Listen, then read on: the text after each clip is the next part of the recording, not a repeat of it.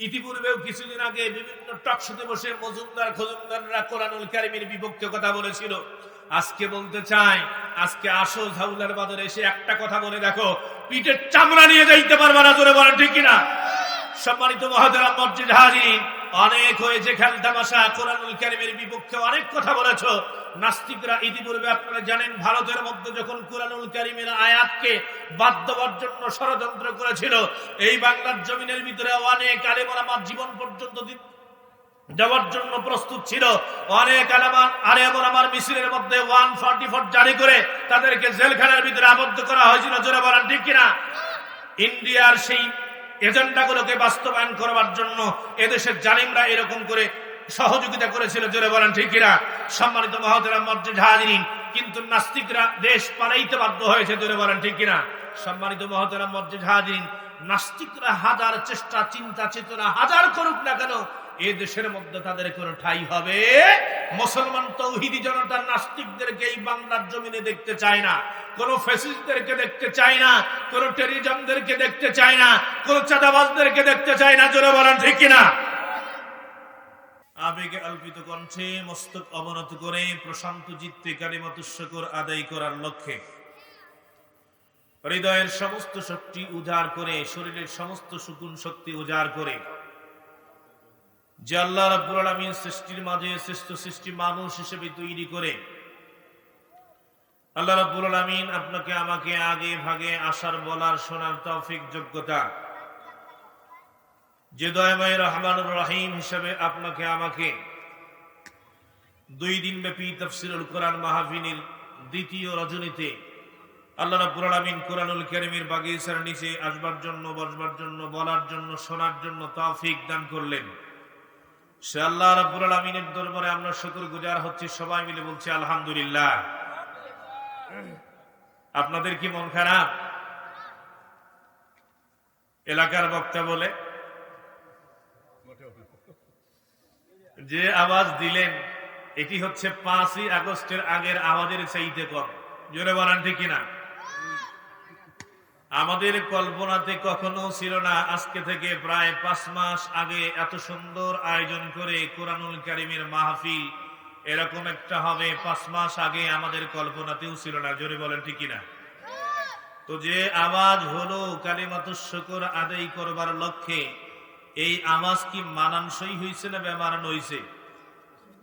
জোরে বলেন, মানানসই হয়েছে না বেমানান হয়েছে?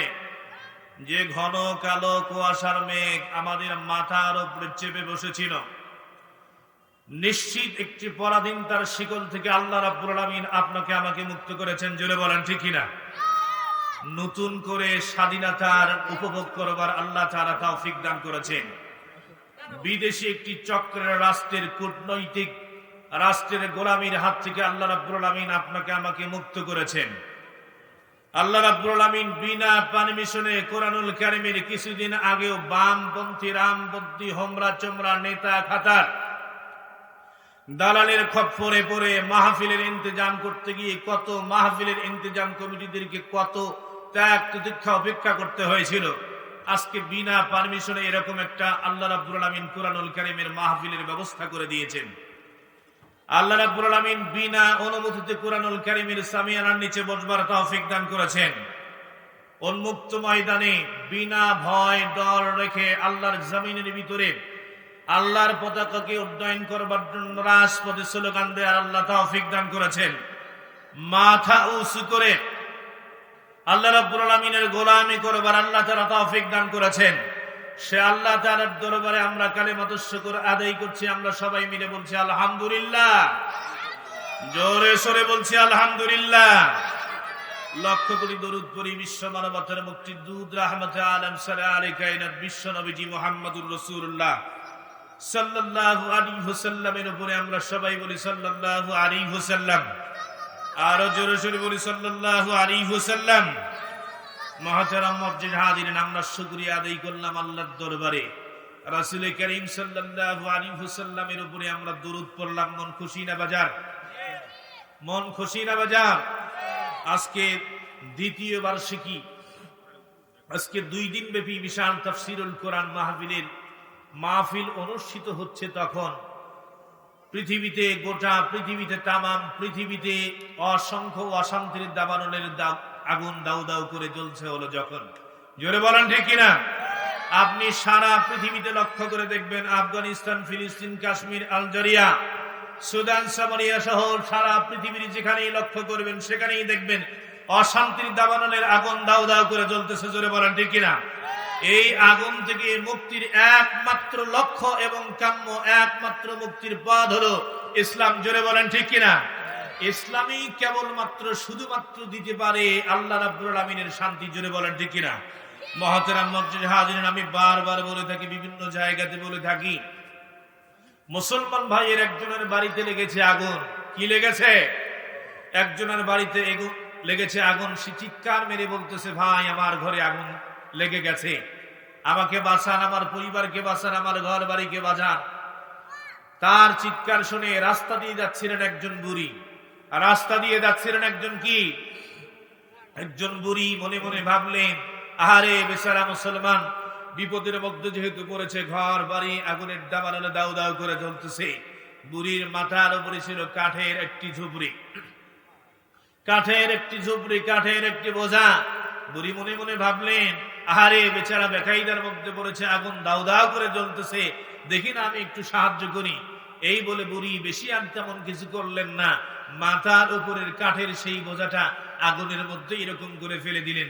আচ্ছা বলেন তো দেখি, আগুন তো নিভে গেছে, তাই না? আগুন কি নিভে গেছে? রাস্তা দিয়ে যাচ্ছিলেন আর একজন নতুন শ্বশুর, নতুন জামাইয়ের জন্য লাভ, তোষক, কম্বল, বালিশ নিয়ে এগুলো যাচ্ছিলেন। সেও চিন্তা করলেন, আহারে বুড়ি মানুষ এত কষ্ট করে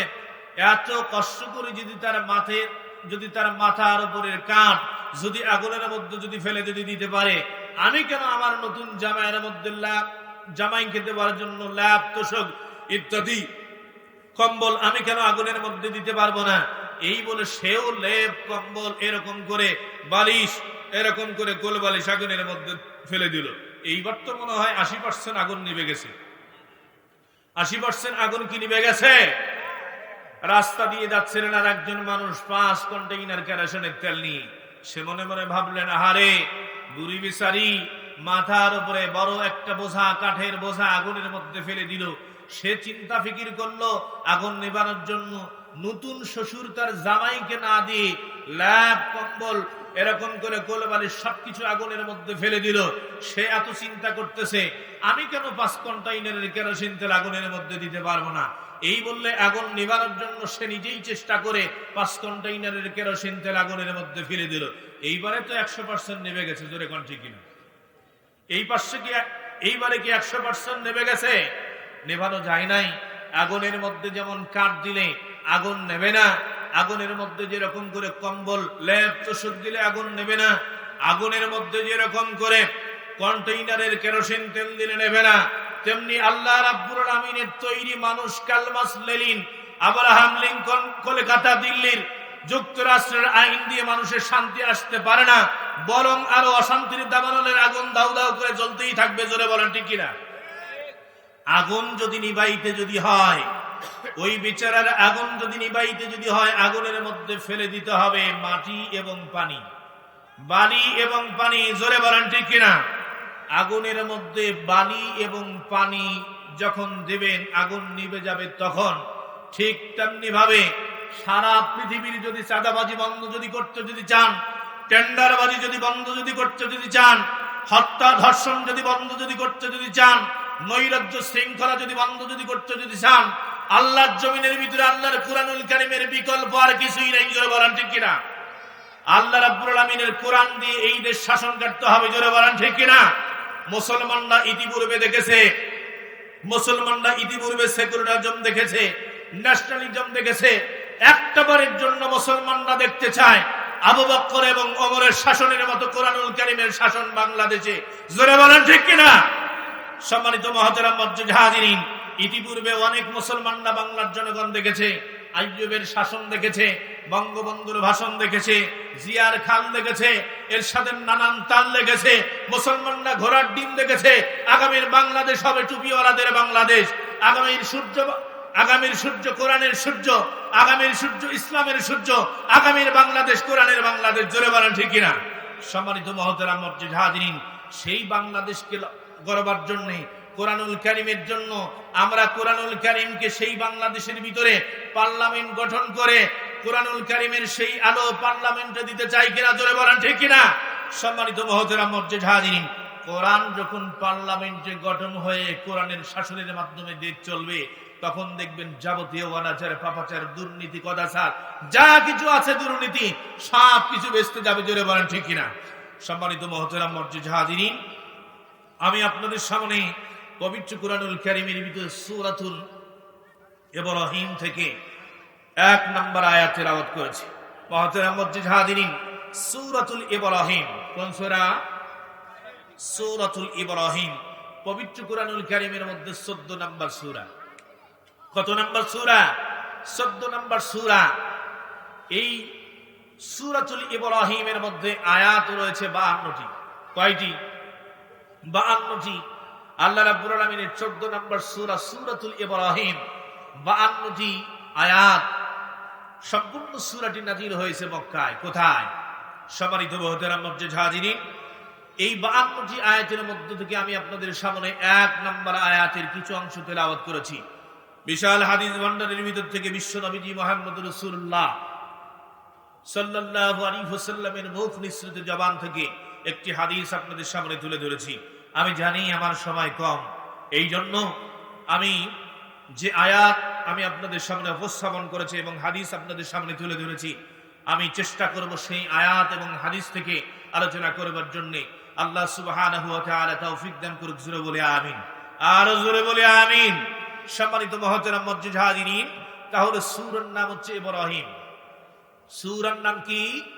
যারা আছেন জবাব দিতে হবে। সূরার নাম কি? ইব্রাহিম। ইব্রাহিম আলাইহিস সালাতু ওয়াস সালামের পরিচয়। ইব্রাহিম মুসলমানদের জাতির পিতা। কিসের পিতা? জোরে বলতে হবে, কিসের পিতা? যিনি আমাদের নাম রেখেছেন মুসলমান। আমাদের নাম মুসলমান রেখেছেন কে? হযরত ইব্রাহিম আলাইহিস সালাতু ওয়াস সালাম। জাতির পিতা আপনি এমনিতেই হয় নাই। আল্লাহ রাব্বুল আলামিন ইব্রাহিম আলাইহিস সালাতু ওয়াস সালামকে জাতির পিতা বানাইছে। জোরে বলেন ঠিক কিনা? বিশ্ব নবীজি মুহাম্মদুর রাসূলুল্লাহ সাল্লাল্লাহু আলাইহি ওয়াসাল্লাম মদিনায় যখন হিজরত করেন, বিশ্ব নবীজি যখন একটি পশু জবাই করলেন, সাহাবীরা বললেন, ইয়া রাসূলুল্লাহ, ইয়া হাবিবাল্লাহ, মা হাদিহিল আদাহি, এই যে আপনি পশু আপনি কোরবানি করতেছেন, এই পশু কোরবানি ইতিপূর্বে তো আমরা দেখি নাই, কিভাবে, কোথা থেকে, কেমন করে আসলো? বিশ্ব নবীজি বললেন, হিয়া সুন্নতি আবিকুম ইব্রাহিম, এটি হচ্ছে তোমাদের জাতির পিতা ইব্রাহিম আলাইহিস সালাতু ওয়াস সালামের জাগরিত সুন্নাত। জোরে বলি সুবহানাল্লাহ। তাহলে বিশ্ব নবীজির জবান থেকে জাতির পিতা ইব্রাহিম, আল্লাহ রাব্বুল আলামিনের জবান থেকে স্বীকৃত জাতির পিতা ইব্রাহিম, আল্লাহ এবং রাসূলের স্বীকৃত জাতির পিতা ইব্রাহিম ইতিপূর্বেও ছিলেন, বর্তমানেও আছেন, কিয়ামত পর্যন্ত মুসলমানদের জাতির পিতা একজনই থাকবেন, তিনি হচ্ছেন ইব্রাহিম আলাইহিস সালাতু ওয়াস সালাম। আর আপনি এমনিতেই জাতির পিতা বানানো, জনগণ অপেক্ষা করে না, জনগণ জুতার পায়ের নিচে চাপা দিয়ে পর্যন্ত রাখে। জোরে বলেন ঠিক কিনা? সুতরাং জাতির পিতা দাবি করলেই হবে না, মুসলমানদের জাতির পিতা হলো একজন, তিনি হচ্ছেন ইব্রাহিম। তিনি কে? জোরে বলেন, তিনি কে? তিনি হচ্ছেন ইব্রাহিম। এখন বাংলাদেশে কোথাও যে কোনো জায়গাতে একজন ব্যক্তিকে আর খুঁজে পাবেন না জাতির পিতা ইব্রাহিম বললেই তার বাটাম ফাটানোর ব্যবস্থা আছে। জোরে বলেন ঠিক কিনা? কেউ আর বলে না জাতির পিতা ইব্রাহিম, কেউ আর বলে না জাতির পিতা মুজিবুর রহমান। জাতির পিতা হলেন একজন, তিনি হচ্ছেন ইব্রাহিম। জোরে বলেন, তিনি কে? জাতির পিতা হলো ইব্রাহিম। সম্মানিত মুহতারাম মুরজিদ হাজিরিন, তাহলে জাতির পিতা যদি ইব্রাহিম হয়, তাহলে মুজিবুর রহমান কি? জোরে বলেন, মুজিবুর রহমান কি? জাতির পিতা যদি ইব্রাহিম যদি হয়, মুজিবুর রহমান কি? ঘোড়ার ডিম। কিসের ডিম? তাহলে জাতির পিতা ইব্রাহিম, মুজিবুর রহমান কিসের ডিম? এ ভাই কথা বলে না, কিসের ডিম? জাতির পিতা মুজিবুর রহমান। সুতরাং ঘোড়ার ডিম দিয়ে জাতির পিতার নাম আখ্যায়িত করা যাবে না। জোরে বলেন ঠিক কিনা? সম্মানিত মুহতারাম মুরজিদ হাজিরিন, সেই সূরাতুল ইব্রাহিম থেকে আমি আপনাদের সামনে 1 নম্বর আয়াতের কিছু অংশ তুলে ধরেছি। মহান আল্লাহ রাব্বুল আলামিন যদি চান, এই আয়াতের সামনেই আলোচনা করবার জন্য আশা করব। আল্লাহ রাব্বুল আলামিন তৌফিক দান করুক। জোরে বলি আমিন, জোরে বলি আমিন। সম্মানিত মুহতারাম মুজাহিদিন, আমরা শুনতে এসেছি কোরআনুল কারীম। কোরআনুল কারীম, আমি যেই আয়াত আপনাদের সামনে তুলে ধরেছি, আল্লাহ রাব্বুল আলামিন এই আয়াতের ভিতরে কোরআনুল কারীমের একটা গার্স, কোরআনুল কারীমের একটা উদ্দেশ্য তুলে ধরেছেন। কোরআনুল কারীম আপনি এমনিতেই নাজিল হয় নাই। কোরআনুল কারীমের নাজিল হওয়ার একটা উদ্দেশ্য আছে না নাই? জোরে বলে। সম্মানিত মুহতারাম মুজাহিদিন, কোরআনুল কারীম পৃথিবীর ভিতরে এমন দামি কিতাব, কোরআনুল কারীমের ভিতরে যা চাবেন মুসলমানরা সব পাবে। যদি কোনো মুসলমান কোরআনুল কারীমের আলোচনা শুনবার পরে কোরআনুল কারীমের কাছে যদি প্রশ্ন যদি করে, কোরআনুল কারীমকে যদি বলে, ও কোরআন, আমি তোমাকে শুনতে এসেছি, ও কোরআন তোমার নাম কি? এইবারে কোরআনুল কারীম জানা দেয়, বাল হুয়া কুরআনুম মাজিদ। জোরে বলে আল্লাহু আকবার।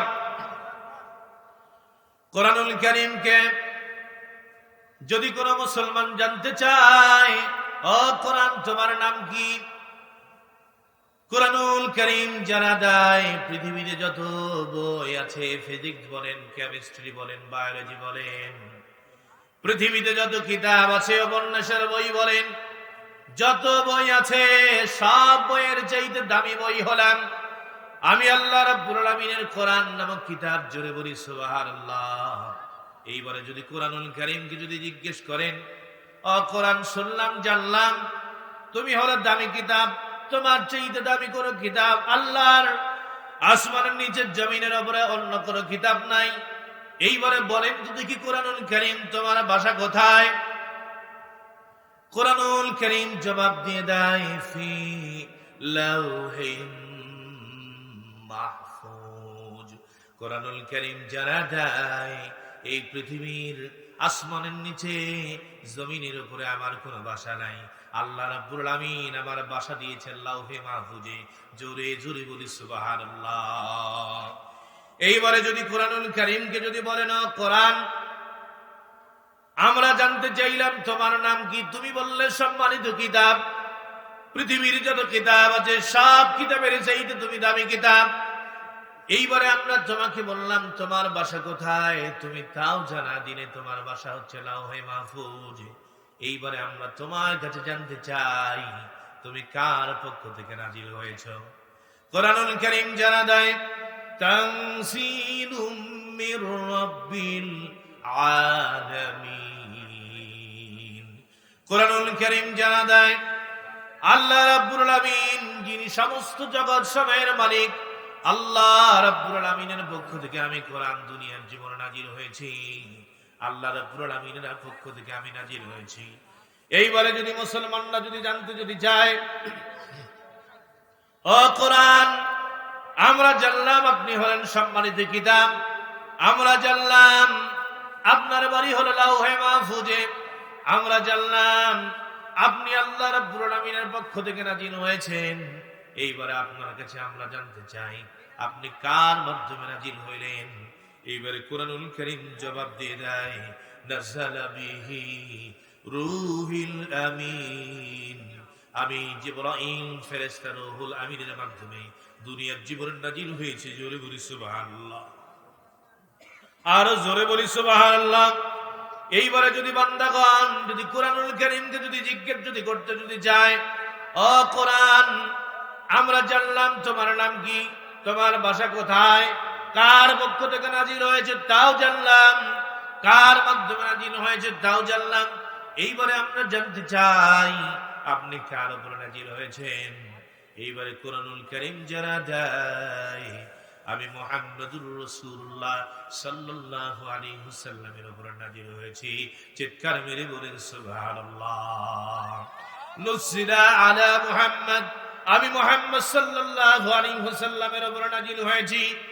এইবারে যদি কোরআনুল কারীমকে যদি বলেন, ও কোরআন, জানলাম আপনি আখিরি জামানার পয়গম্বর বিশ্ব নবীজি মুহাম্মদুর রাসূলুল্লাহর উপরে নাজিল হয়েছেন। ও কোরআন, তুমি কোন মাসে নাজিল হয়েছো? এইবারে কোরআনুল কারীম জানা দেয় শাহরু রমাদানাল্লাযী উনজিলা ফীহিল قرآن هدى للناس وبينات من الهدى والفرقان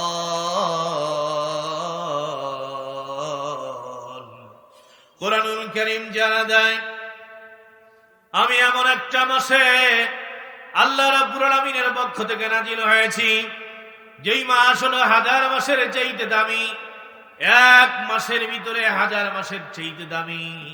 যেই মাসে কোনো ব্যক্তি যদি ইবাদত যদি করে 83 বছর 4 মাস ইবাদত করলে যতগুলো সওয়াব হবে তার চাইতে সওয়াব তার আমলনামায় বেশি হবে। জোরে বলি সুবহানাল্লাহ। আমি আল্লাহ রাব্বুল আলামিনের মাস রমজানুল মুবারক মাসের ভিতরে নাজিল হয়েছি। এইবারে কোন মানুষ যদি জানতে যদি চায়, ও কোরআন জানলাম তুমি রমজানুল মুবারক মাসে নাজিল হয়েছ, এইবারে আমরা তোমার কাছে জানতে চাই তুমি কোন রজনীতে কোন দিনে নাজিল হয়েছ।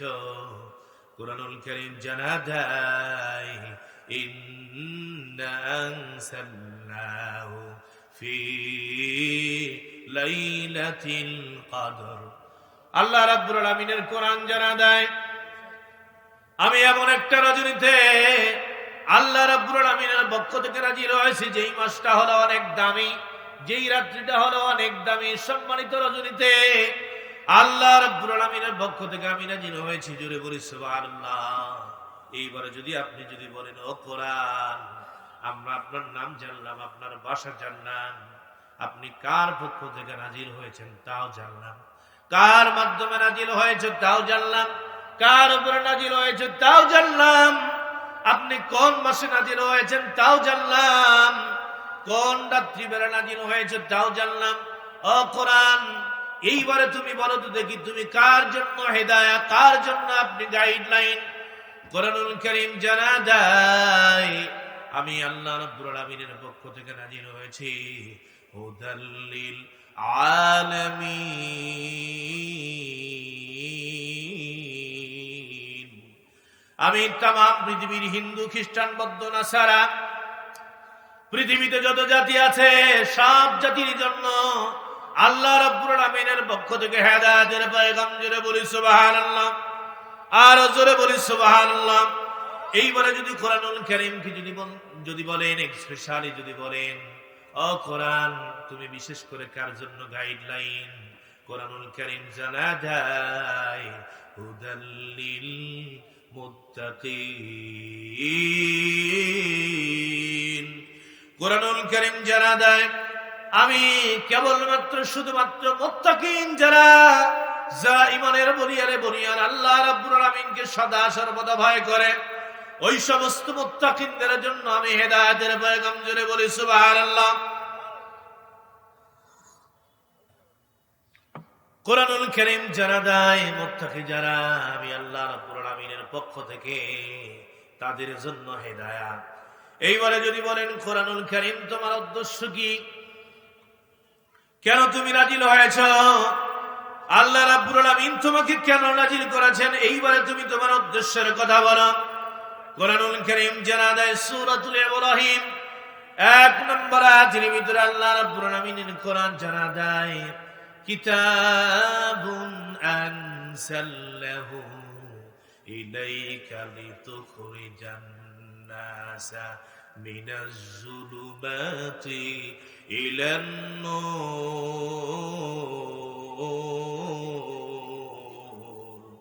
কোরআনুল কারীম জানা দেয় আল্লাহ রাব্বুল আলামিন বলেন নবী হে আমি আপনার উপরে শুধুমাত্র কেবলমাত্র কিতাব নাজিল করেছি এই জন্য নয় যাতে করে আপনি মসজিদের ভিতরে কোরআন তেলাওয়াত করবেন, নামাজের মধ্যে কোরআন তেলাওয়াত করবেন, মাহফিলের ক্ষেত্রে মাহফিল পরিচালনা করবেন, বিয়ের মণ্ডপে কোরআনুল কারীমকে দিয়ে পরিচালনা করবেন। এই জন্য আমি আল্লাহ রাব্বুল নাজিল করে নাই, বরং কিতাবুন আনসালনাহু ইলাইকা লিতুখরিজান নাসা মিনাজ যুলুমাতি ইলান নূর।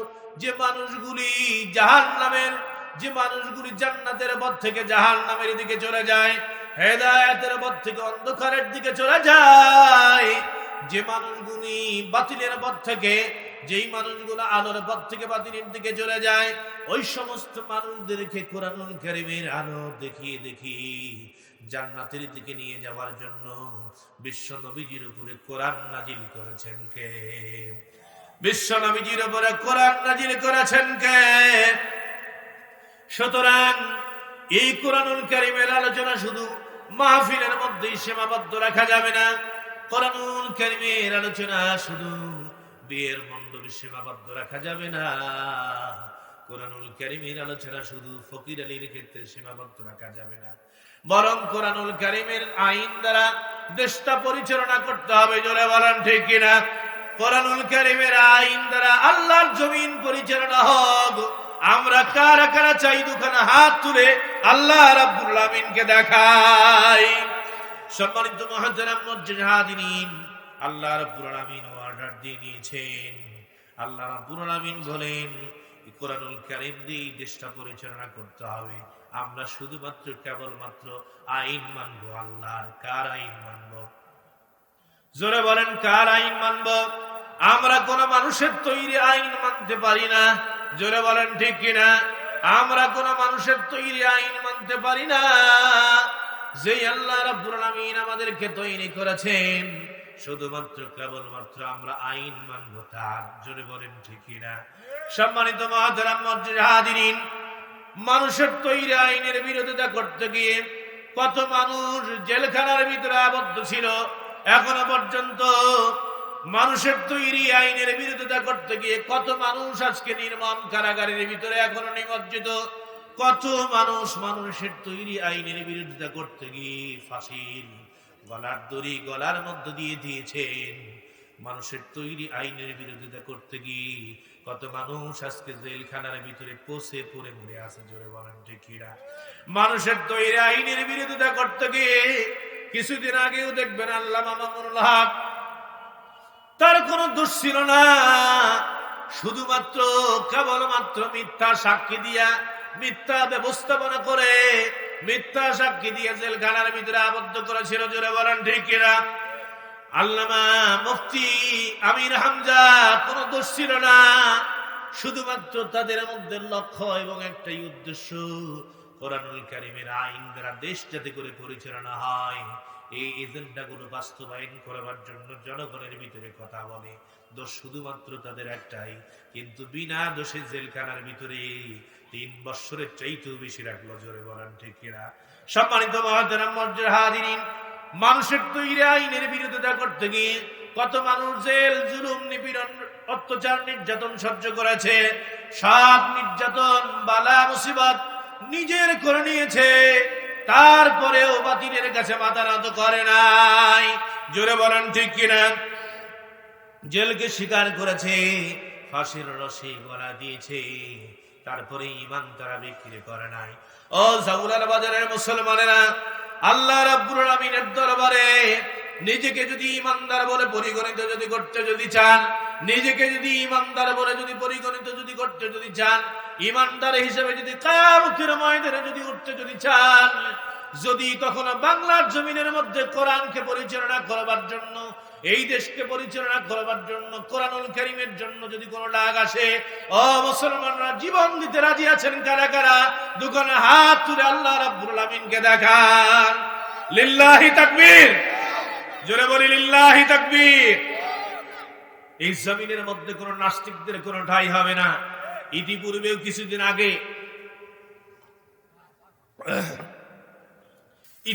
কিছুদিন আগে বিভিন্ন টকশোতে বসে মজুমদার খজুমদাররা কোরআনুল কারীমের বিপক্ষে কথা বলেছিল। আজকে বলতে চাই, আজকে আসো ঝাউলার বাজারে এসে একটা কথা বলে দেখো, পিঠের চামড়া নিয়ে যাইতে পারবা না। জোরে বলেন ঠিক কিনা?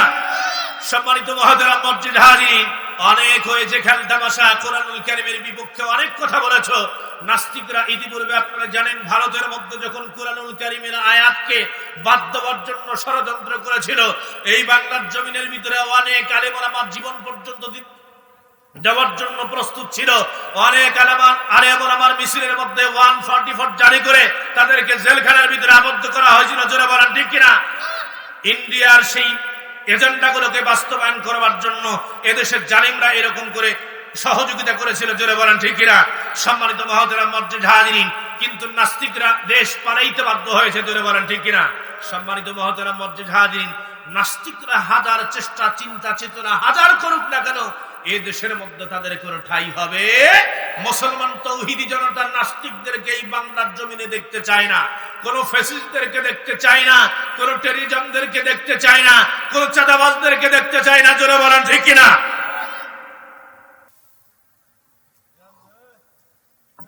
নাস্তিকতা নিফাত জাগ, দিন ইসলাম জিন্দাবাদ, কোটি প্রাণে একই আওয়াজ।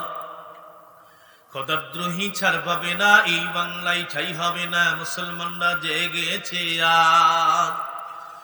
নাস্তিকতা নিফাত জাগ, দিন ইসলাম জিন্দাবাদ, কোটি প্রাণে একই আওয়াজ। খোদাদ্রোহী ছাড় পাবে না, এই বাংলায় ঠাঁই হবে না, মুসলমানরা জেগেছে আজ। জোর কদমে সামনে চলো, বজ্রকণ্ঠে আওয়াজ তোলো, সবাই মিলে একই দলে দাও না স্লোগান, নারায়ে তাকবীর, নারায়ে তাকবীর। দ্বীন ইসলাম, দ্বীন ইসলাম, আল কোরআনের আলো, ঘরে ঘরে জালো, আর কোরআনের আলো, আল হাদিসের আলো। ও ইসলামেরই জন্ম দেশের হয়েছে জন্ম, ইসলামের বিরুদ্ধে গেলে দেশ হবে ভিন্ন। ইসলামেরই জন্ম দেশের হয়েছে জন্ম, ইসলামের বিরুদ্ধে গেলে দেশ হবে ভিন্ন, জোরে বলেন ঠিক কিনা? ইসলামেরই জন্ম দেশের হয়েছে জন্ম, ইসলামের বিরুদ্ধে গেলে দেশ হবে ভিন্ন। জোর কদমে সামনে চলো, বজ্রকণ্ঠে আওয়াজ তোলো, সবাই মিলে একই তালে দাও না স্লোগান, নারায়ে তাকবীর।